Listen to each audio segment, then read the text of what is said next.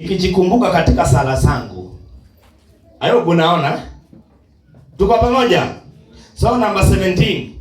Mungu wa Bwana wangu Yesu Kristo. Tuko pamoja? Baba wa utukufu anipe mimi roho ya hekima na ya ufunuo katika kumjua yeye. Tuko sawa? 18. Macho ya moyo wangu yatiwe nuru, nichue tumaini la mwito wake jinsi lilivyo, na utajiri wa utukufu wa urithi wake katika watakatifu jinsi ulivyo, na upora unaendelea. So sasa uweki watu unajiweka.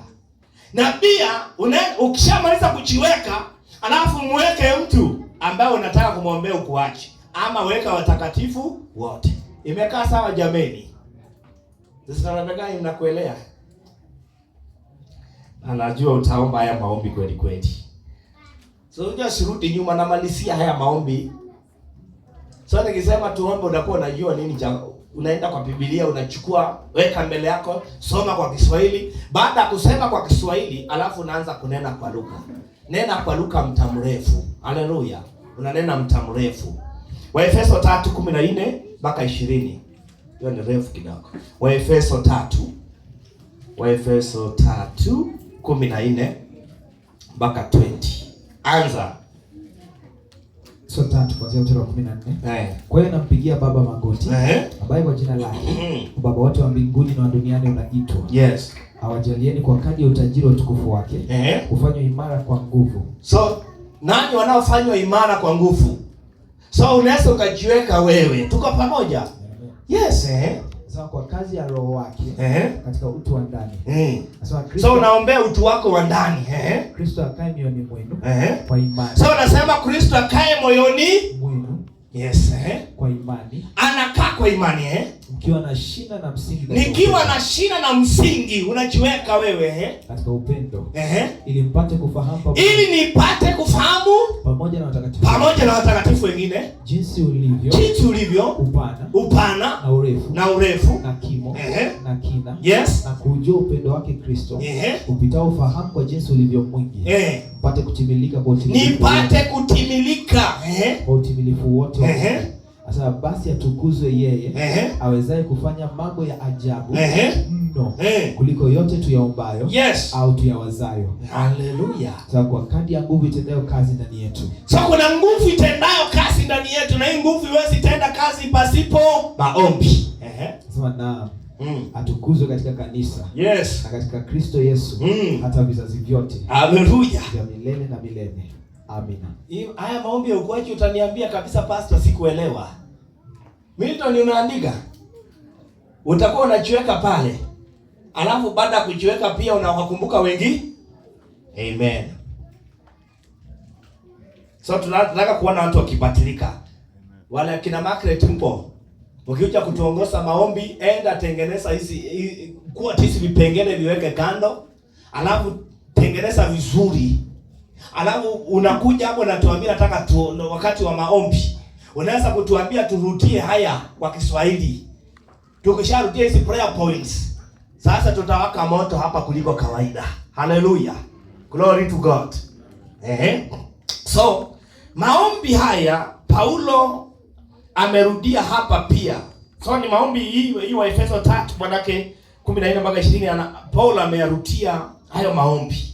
Sinaitwa prayer points. Prayer points. Kuna kuthibitika na kuenenda katika mapenzi yote ya Mungu. Hizo ni prayer points. Kuthibitika na kuenenda katika mapenzi yote ya Mungu. Hivyo ni kwa maombi haya yanasaliwa, yani haya maombi yanasalisha mambo haya, ama yanasalisha kuthibitika ama kuenenda katika mapenzi yote ya Mungu. So ni maombi ambayo ni ya ukuaji, maombi ambayo watu wengi hawapendi kuyaomba. So kila mtu anahitaji haya maombi. Hata Yesu aliomba pale Gethsemane ili apate kutii ama katika mapenzi ya Mungu. Yesu alijiombea maombi yale pale Gethsemane. Haleluya. Glory to God. So tunaweza tukasema ufahamu chumulisha maombi ndio maombi ya ukuaji. Ufahamu wako omba ili uone matokeo. Si ufahamu bila maombi. Ufahamu chumulisha maombi, ukuaji utakuwa. So mwamini hahitaji kukwepa mafundisho na maombi. Ukikwepa mafundisho na maombi, umejiweka kwenye position ya kutokuwa. Utakuwa mchanga Januari mpaka Januari, hata wewe siomba kanisani. Hata ukikwambia njoo tu uombe hapa tukule. Chakula kiko hapa, ngoja pariki. Unatetemeka na jasho linaanguka. Pastor amemaliza kuhubiri aseme tu njoo utamatishe mkutano kwa maombi. Unashika microphone inaanguka. Unataka kuhara kabisa. Kale pastor ameniona tu mimi, hakuona mtu mwingine. Mimi nafikiri umepewa privilege bana.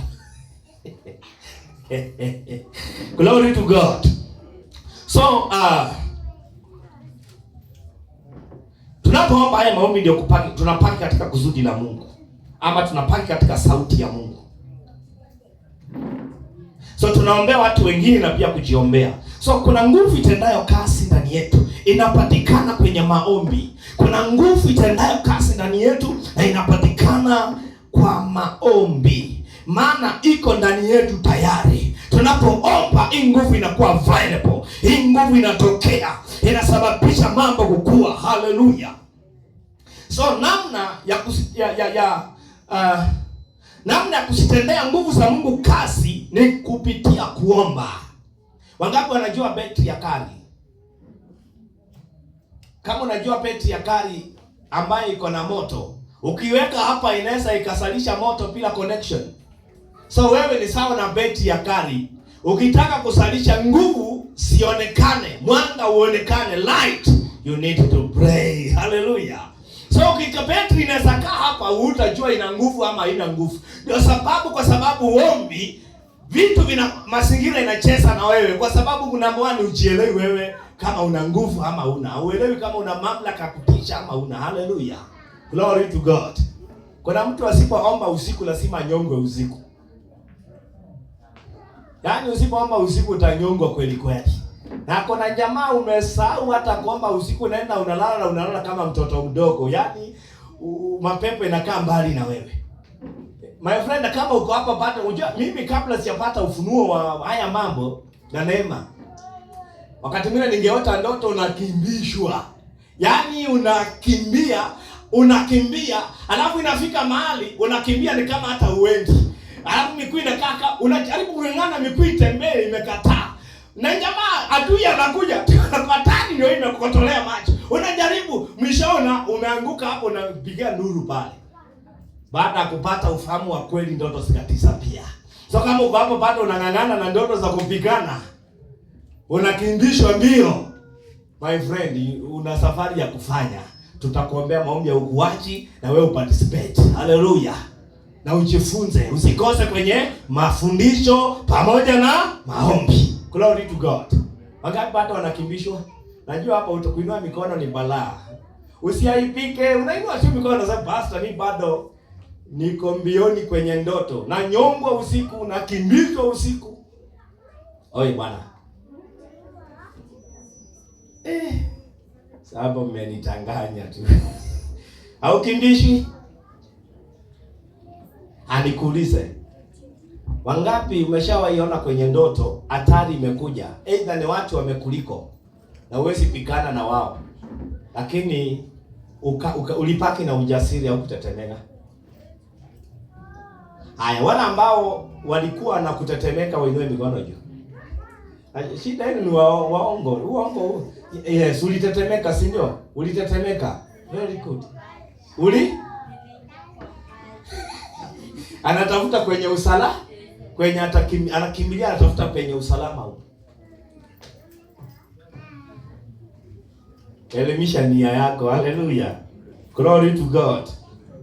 So wewe ukajua beti na nguvu, ndio umefanya connection. So connection yetu ni tunapoomba, tuna generate nguvu za Mungu zinaanza kutokea na kufanya kazi katika maisha yetu na kubadilisha mazingira na kuhudumia watu wengine. Glory to God. Bwana Yesu asifiwe. So huwezi jua una nguvu kama ufanyi connection, ufanyi maombi.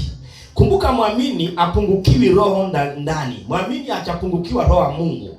Anaweza asiwe na nguvu zinazotenda kazi kwa sababu tu aombi. Wewe upungukiwi roho. Nguvu zilizomfua Kristo kwa sababu ziko ndani yako. Lakini unaweza pungukiwa nguvu zinazotenda kazi ama nguvu katika utendaji kwa sababu ya kutoomba kwako. Lakini when you pray, ndio utajua kumbe mimi si mtu wa kawaida vile huwa anajifikiria. Glory to God. So ukiona kuna vitu ndani yako na uvioni, ukijua kuna vitu ndani yako na uvioni, ongeza kuomba bila kukoma. Biblia inasema vitu ulivyo navyo katika Kristo na uvioni, ongeza eneo la maombi. Glory to God. Nguvu zinatenda kazi. Ni nguvu ambazo siko effectively au active. Nguvu zinazotenda kazi ni nguvu ambazo siko effectively or active. Ni nguvu ambazo kuna kitu unafanya. I pray hizi nguvu zianze kutenda kazi na kuwa active katika eneo la maombi, ili nguvu ndani yangu ziwe active. Enda uchukue beti ukusisha waya moja huku na huku. Ile beti ya kani. Unakusisha waya moja huku na pande hiyo. Nini utaona? Sasa mtoto mdogo anaweza chezea beti, lakini mwambie chukua hii waya, shika huku na ukusishe huku. Ile moto atatoka hapo, hata kusa tena hiyo beti. Si kweli? Hatajua kumbe hii beti ni hatari. So unapoomba, mazingira inafai kutambue. Glory to God. Mazingira hii ardhi na masikio inasikia. Mnajua hivyo? Siku moja tutakuja kujifunza kwamba vitu mnavyoviona si kwamba havina masikio, vinasikia. Yesu aliongelesha mti fulani. Uliona itwaje? Mtini. Mtini ulisikia? Ukatii. Ukanyauka. Wewe unatetemeka nini, Alisema tu ukiwaambia mlima. Akasema hata ukiambia nini? Mlima.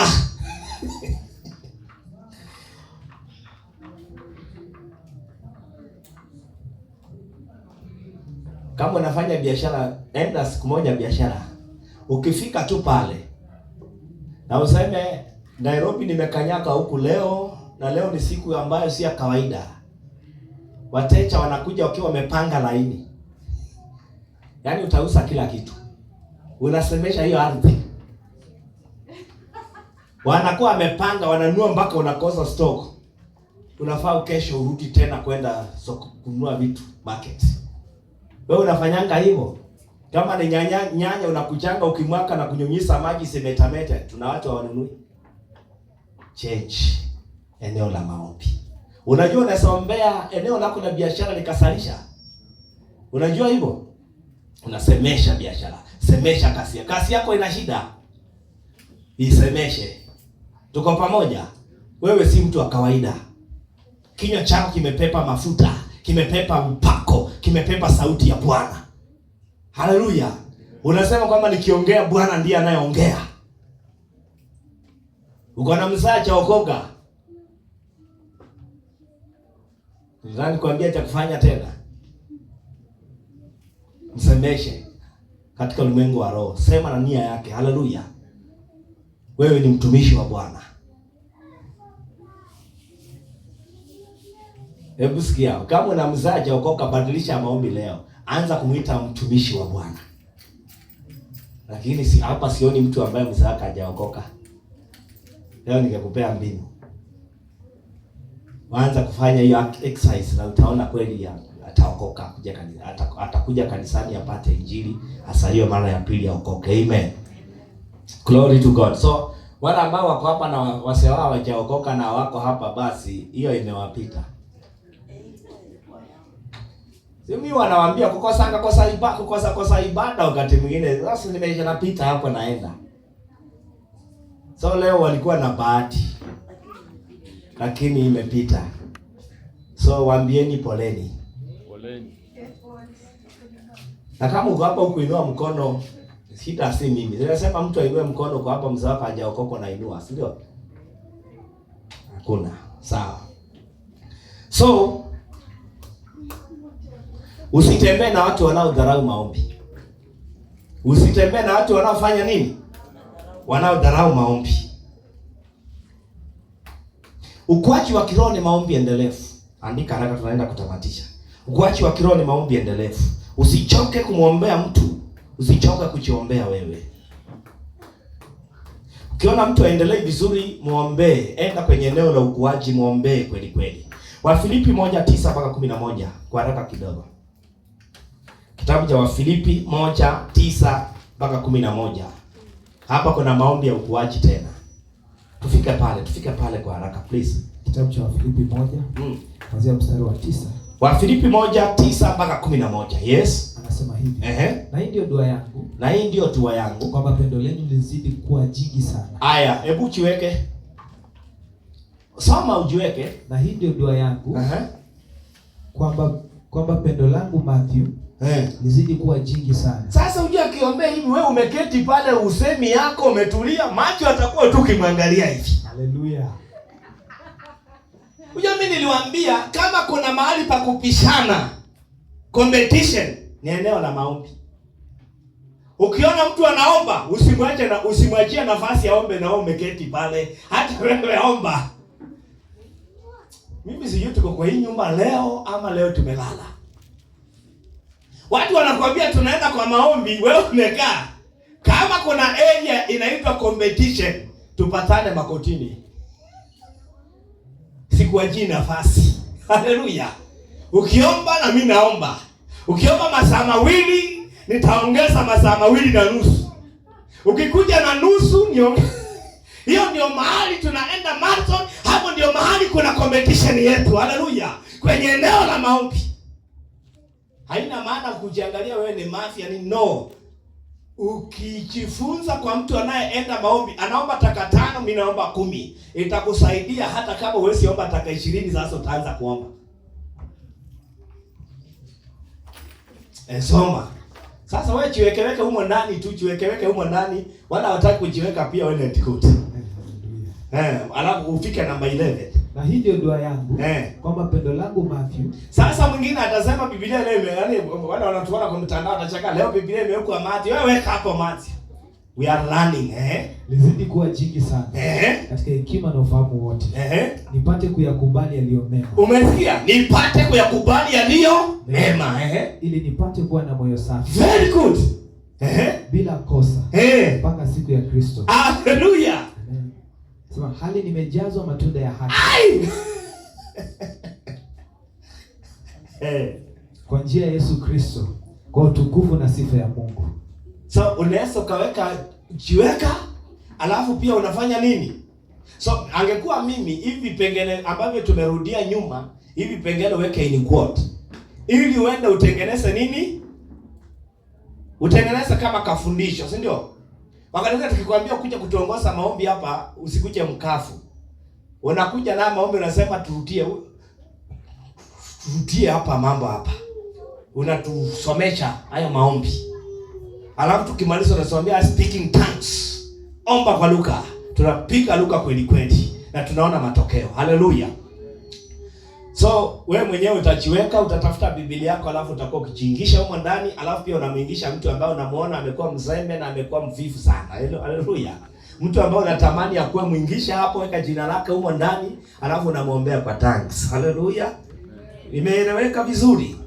Tumekuwa watoto watiifu, tutafanya hivyo. Alafu utakuwa tu mtu ajabu kutoka Monday, kutoka leo mpaka Jumapili ati kufanya exercise kama hii. Hiyo nimewatuma mwende mfanye practically. Narudia, nimewatuma mwende mfanye practically. Ujiweke, ukishamaliza kujiweka speaking tongues kwa muda. Alafu rudi pale. Mweke nani? Mwingine. So si lazima uchukue maandiko yote. Unaweza kuchukua kama hii yenye Matthew amesoma, si ndio? Unachukua hiyo unamwingisha tata fulani, unamwingisha ndugu fulani pale. Alafu chukua muda wa kuomba katika lugha. Glory to God. Amen. Hallelujah. So ni maombi endelevu. So maombi ya ukuaji ni msingi wa muamini ili apate kujua asili yake, aliye sura ama iliyo aliye sura, narudia, andika kupona. Andika kwamba maombi ya ukuaji. Maombi ya ukuaji ni msingi wa muamini. Maombi ya ukuaji ni msingi wa muamini. Maombi ya andika kidogo haraka. Maombi ya ukuaji ni msingi wa muamini ili ajue asili yake, aliye sura, ili ajue asili yake, aliye sura na mfano wa Mungu, ili sasa aweze kutawala.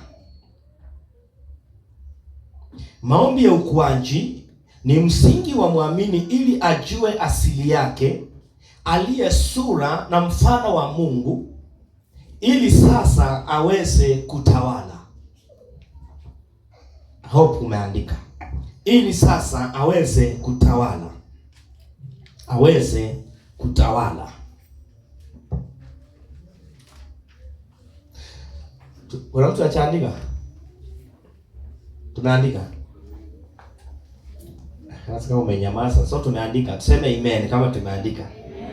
So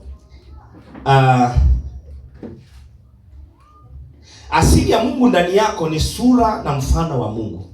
Hiyo hata usilasi muandike, nimeshakwambia ila kuandika. So asili ya Mungu ndani yetu ni nini? Ni mfano na sura ya nani? Ama ni sura na mfano wa Mungu ndani yetu. So sura na mfano wa Mungu ndani yetu, tunapoomba maombi ya ukuaji, inaweza kudhihirika nje na kuleta matokeo ya kiungu. Yaani ile sura na mfano wa Mungu ndani yetu, tunapoomba maombi ya ukuaji, itaonekana nje, itadhihirika nje na kuleta matokeo ya kiungu. Sura na mfano wa Mungu ni Mungu kusema hivi, nimekupa wajibu ufanye kama mimi. Nimekupa kuniakilisha. Yaani wewe ni ambassador, umetumwa kuwakilisha. So kile Mungu angefanya duniani katika mwili, wewe ndio unakifanya. So Mungu anafanya kazi yake kupitia nani? Wewe. Glory to God. Bwana Yesu asifiwe. So muamini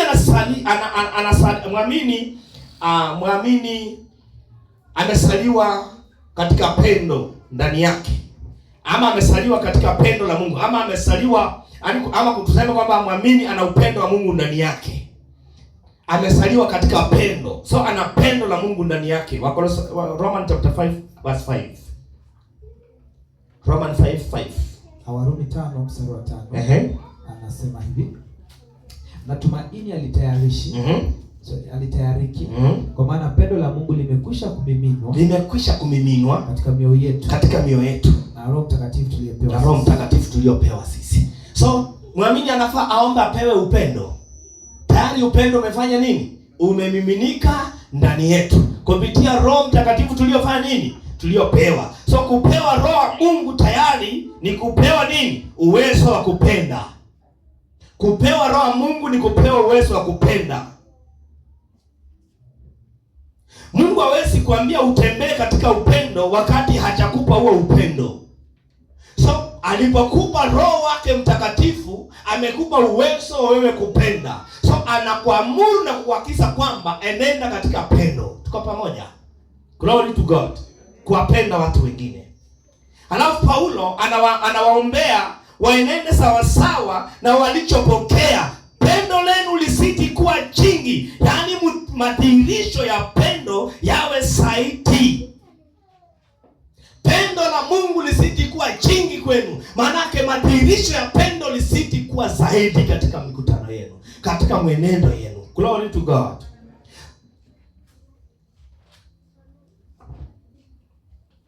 Anasema zaidi. Madhihirisho ya pendo yawe zaidi. Anasema kuna hilo neno kuyakubali. Neno kuyakubali ni sawa na kusema unakubali jinsi ulivyo. Kama wewe ni mwanamke, jikubali. Kama wewe ni mwanaume, jikubali. So Chikubali kwamba mimi ni mwana wa Mungu. Chikubali kwamba kama ninasema nimesamewa, chikubali. Kuna watu wanaomba rehema manake hawajachikubali. Wanaomba nje asili yao. Wanaume mpo? Napeana mfano. Chikubali wewe ni mwana.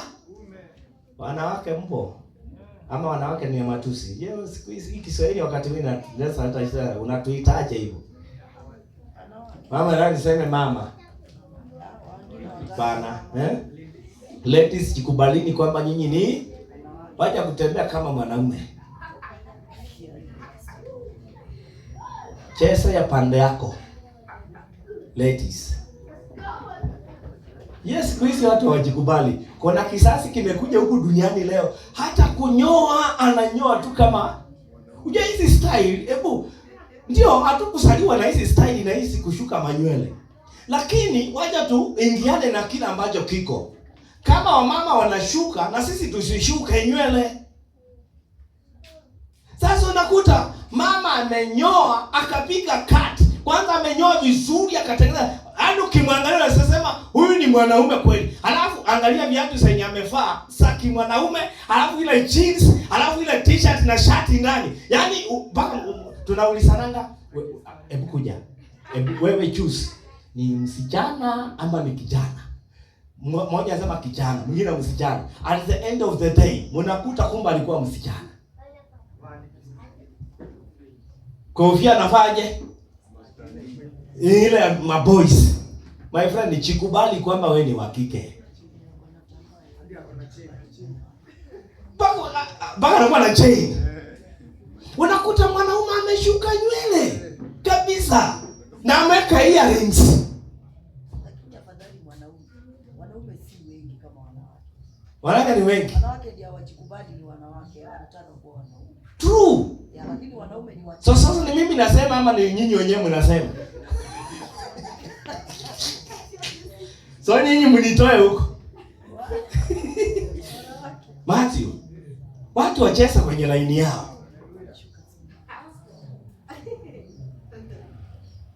Yaani mwanaume unamkuta ametoboa masikio. Chenye tu kimepaki ni kubaka mdomo. Wanapaka?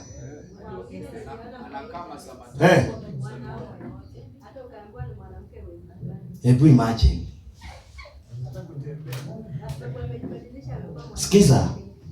Sikizeni. Ukimzaa mtoto, alafu kanakuwa, alafu unaanza kuona ni kasijana. Lakini kanapenda kawe kama kijana. Unafaa ukemee hicho kitu mapema. Kama sio hiyo atakuwa shoka. Mwambie wewe ni msichana. Full stop. Unatolerate. Kanafanyanga tu hivyo, anapenda. Yaani ukimwona achikubali kwamba yeye ni wa kike. Kanapenda sana pande ya wanaume, yaani kanapenda kawe kama wanaume. So akataka kujikubali. Usipokemea atakuwa na hiyo roho. Mwisho wa siku hataenda nje na maumbile yake. Haleluya. So unakemea mapema kwamba wewe ni boy. Huyu mambo ya kukaa msichana au ukitamani kuwa msichana, no, si kwa nyumba, wewe ni kijana. Na muonyeshe ni nini kinafanya awe kijana, muonyeshe hii. Unamuonyesha kabisa, unamwambia njoo hapa. Hii ndio inafanya wewe unaitwa kijana hii. Hii wewe sipatilika.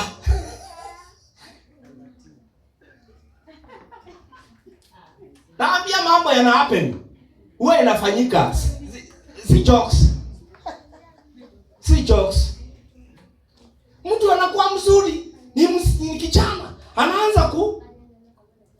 Anatafuta kijana mwingine. Hadi yeye hawe sasa ndiye mke. Na huyo kijana ndio mume. Unakemea hicho kitu. Haita happen kwa watoto wetu katika jina la Yesu. Haleluya. Watoto wetu watajua asili yao, si ndio? Kama ni msichana atembee kama msichana. Kama ni kijana atembee kama kijana. Glory to God. Yaani mama, sisi kwa kufumba na kufumbua tunaona Aisha anakuja ameshuka nywele. Ameweka earrings.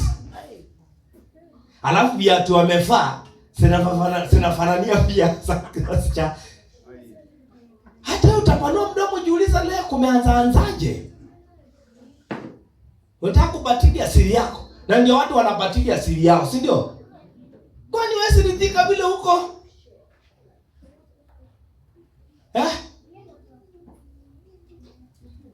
Mama, wewe usijikubali.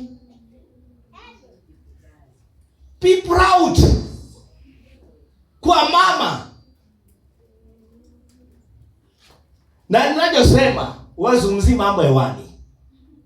Kuna wakati inafika mama anasema hivi, hata afadhali ningeumbwa kuwa mwanaume. Unaona wanaume vile wanakula tu raha. Unatamani makosa. Jifurahie vile ulivyo. Kama unapatikana jikoni, unafua, unafanya nini, just accept na ufurahie. Jikubali. Maana hakuna kitu kitabadilika, hata uombe, sijui uende wapi, utabaki mama tu.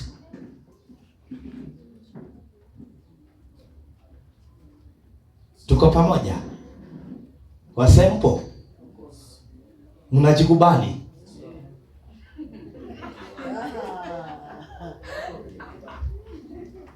Na mfundishe vijana kuwaonyesha kwamba nyinyi ni vijana.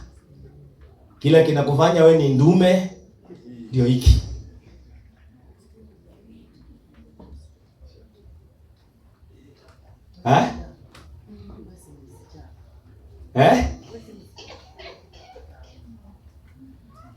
Sikizeni.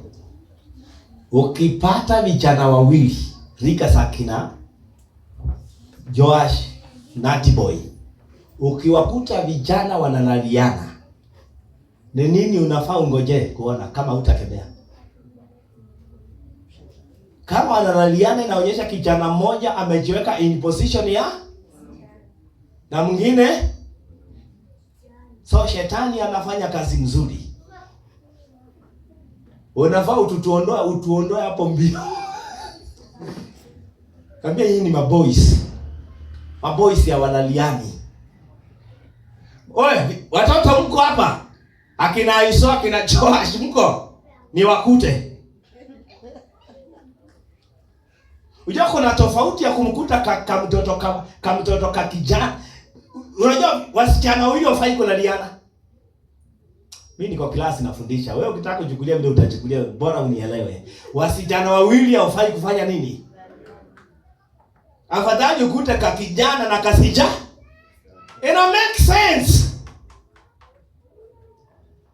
Wewe ukuta wasichana wawili wanalaliana, jiulize swali. Kama hiyo ndio wataenenda hivyo, mpaka nini itahappen mbeleni? Yeah. Kama utakuta ka boys na kasijana hapo ita make sense ya kwamba hata utawaambia hii si tabia nzuri, lakini at least unajua wanaelewa kuna baba na ma. Ndio sababu tulipokuwa tunafanya shiabana nyumbani ile michezo tulikuwa tunafanya at least tukakuwa na wa kike na wa kiume. So kuna wale tulikuwa tunajiita mimi ni baba na huyu anaitwa mama na tunakuwa na watoto. Hiyo ina make sense. Wanaandaa familia mapema vizuri. Fulani nijua bado niko shule. Kuna kitu ilikuwa imeanza kufanyika shuleni. Hasa watoto wavulana wanakojoa kama wasichana. Sasa. Na watoto wasichana wanakojoa kama wavulana. Sasa ndio walimu wakirekebisha hiyo kitu. Yeah. Mani kitu kinakuja mchezo at the end of the day. Mtakuta mashoka. Wengine lesbian ya? Watakuepo. Ukikuta watoto wadogo kina Natty Boy, kamoja kanasema kakiume kanasema mimi ni baba, kingine kamejiita mama, alafu anasema hao ni watoto. Hiyo ina make sense. Hiyo ni familia imekamilika. So hapo nesa kama ni mchezo tu anafanya at least huyu ni mama kwa wapi ndio huyu mama. So kasi ya mama na baba na watoto kasi yao unajua watoto wanajifunza vizuri kwa wazazi. Tuko pamoja? Na sijasema muende mfanye hivyo. Wale wakubwa akina Ivone. Nimekuwa strict sana, nimetaja majina. Si nimetaja majina, nasema akina Joash, si ndio? So Ivone msitenge humu ndani na nyinyi msema walisema watoto. Yako na siku moja hapa nilisema kwamba Aiso ataoa Rebeka, hii mambo ilileta shida. Watoto wamefurahi, watoto wangu wasichana wamefurahi, walifurahi tu wiki mzima. Wakiniambia Aiso ataoa Rebeka wa church. Mama anawaambia Rebeka kuna mzee bana, hatukuwa hawakumaanisha huyo wa church. Mama ilibidi afanye kazi, walimaanisha wa Bible, si wa church.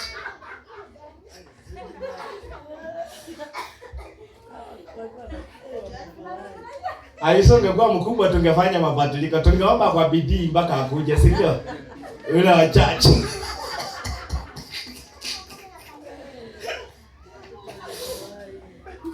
Lakini ni vibaya mama, tulikosa kijana mkubwa. Rebeka kutoka kitamba alikuwa kama mtoto wetu, si ni kweli? Hata tukiwa kangemi wakiwa wanarika. Yaani tulikosa kijana, makosa sana. Tungekuwa na kijana mkubwa, tumekuwa tunajivunia kweli. Sasa hizo sijui ataniletea nani mu kanisani. Aiso sijui anapenda, tusikiana tuko humu ndani, Aiso anapenda hivi.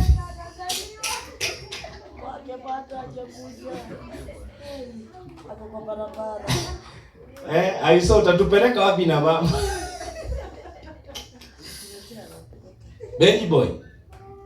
Bado sijaiona Benji boy akiongelesha tusichana tu hapa ndani. Sasa sijui unataka kutupeleka wapi?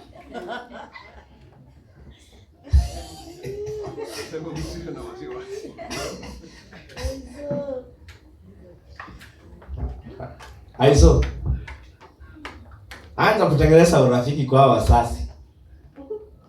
Wakutengenezea chombo mapema. Utaki?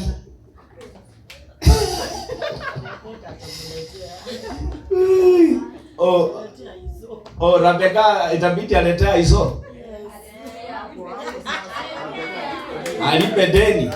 Na ujio atakuwa brown tu kama mzungu.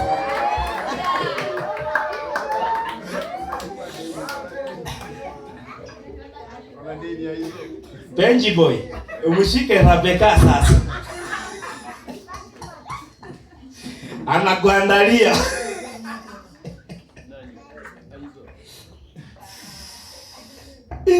Wewe bwacha tumaliza we. Oh my God. So ni vizuri mtu ajikubali bila alivyo. Haleluya. So matunda yake ni matokeo ya mwenendo unao reflect Kristo ndani yetu. Unampa. So matunda ya haki ni matokeo ya mwenendo unao reflect Kristo ndani yetu na unampa Kristo sifa na utukufu. Amen.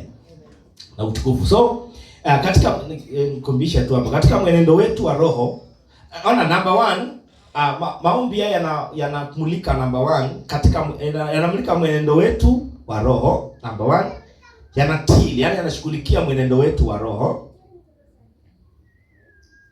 Maombi ya ukuaji wa kiroho 1 inashughulikia mwenendo wetu wa roho. 2 mwenendo wetu katika karama za roho. Tumeshaijifunza kuhusu vipawa 9 vile, ama tunda la roho, mambo kuhusiana na mambo ya roho. 1 mwenendo wetu katika roho. 2 mwenendo wetu wa karama za roho. 3 katika huduma zetu. So haya maombi ina affect mwenendo wetu wa roho, mwenendo wetu wa karama za roho, na pia zina affect huduma zetu. Unapofanya haya mambo, sifa zitamwendea Bwana. Sifa ni ibada. Ukifanya hivyo inaitwa ibada, inaitwa sifa kwa Bwana. Sifa kwa Bwana. So sifa ni zaidi ya kuimba. Sifa ni zaidi ya kuimba. Sifa ni zaidi ya kuimba. Neza, sifa ni zaidi ya kuimba. Hivyo unapoimba, tembea tembea Bwana, tembea tukuone. Huyo Bwana anafaa tembea kupitia nani? Mambo matatu nimeyataja, unafaa uwe unayafanya. So ninapokuja kanisani nasema tembea tembea Bwana, tembea tukuone. Ni sawa na kuwa judgeable. Nasemesha nia yangu kwamba endelea kufanya hivyo, endelea endelea kufanya haya mambo matatu. Lakini watu wa Mungu wanasema tembea tembea. Unaona, hebu nikuuliza swali, wakati unaimanga tembea tembea Bwana, tembea tukione. Nini picha kani inakuanga ndani yako? Mungu atembee na wewe mwenyewe umeketi, ufanye uinjilisti au ombi huko. Usiimbe wewe wimbo kama ufanye haya mambo. Unafaa uimbe na uanze kufanya. Ukiimba una wajibu wa kutoka. Tuko pamoja? Na kuombea wagonjwa na kadhalika. So unakuwa wewe ndio unakuwa sababu ya huyo Mungu ama Kristo kutenda kazi njema. Wewe ndio sababu ya yeye atende. Sasa unasema tembea tembea Bwana, tembea tukuone. Wewe ndio sababu ya huyo Mungu kutembea akifanya kazi njema. Anafanya kupitia nani? Mimi na wewe. Tuko pamoja? Aya, andika Filimoni 1:4-6. Hayo ni maombi. Hebu soma kwa haraka hiyo. Hayo ni maombi. Filimoni 1:4-6. Kuanzia mstari wa 4. Anasema hivi. Namshukuru Mungu. So namshukuru Mungu wangu siku zote. Nikikukumbuka. Weka tu hapo.